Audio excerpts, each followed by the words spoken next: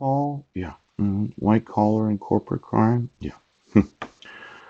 For every corporation that has a general counsel, could you get me the actual attorneys employed in every corporation in the United States? K&L Gates? Yes. William Gates Sr. took it upon himself to build a law firm in about 5 years that involved 7,700 attorneys. Yes.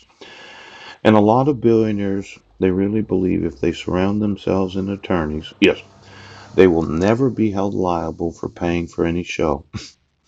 But when every general counsel and all corporate attorneys have to belong to a bar association, their first responsibility is the support of the Constitution. Now, we have what's known as the attorney client privilege.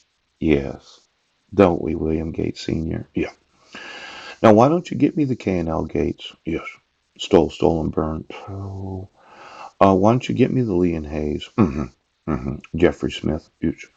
See, there are individuals throughout this nation that really believe that if they just slather themselves with a slew of attorneys, that you'll never be able to get them. Poop.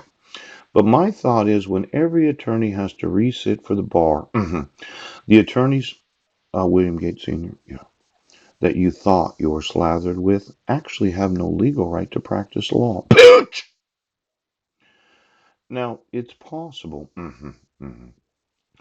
that I could remove every attorney available to you and you could self represent yourself. And though you've been an attorney for your whole life, William Gates Sr., yes, I'm sure in a lawsuit that you know all the necessary rules, yes, procedures and processes to defend yourself from a lawsuit.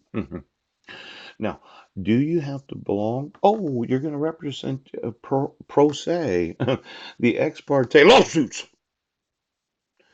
Now, the earlier formers, offenses such as bribery, receiving kickbacks, or exerting undue influence over others have likely existed throughout recorded history. Yes, such acts are not exclusive to Europe, Asia, and the developing nations of the world. Yes. More than 100 years ago, many activists within the United States, yes, particularly those who had previously involved with the abolitionist movement of the Civil War era, began to call for the reformation of government policies and procedures in areas of public employment, code enforcement, and education. Joseph Rew's comparative study of spelling performance by 33,000 students, yes, in 1897, was at least in part an effort to assess the effectiveness of those employed as public school teachers. Now, the ranks of the public service, including those persons employed in education, engineering, law enforcement, public health, were rife with employees lacking legitimate qualifications or simply functioning as a conduit for graft.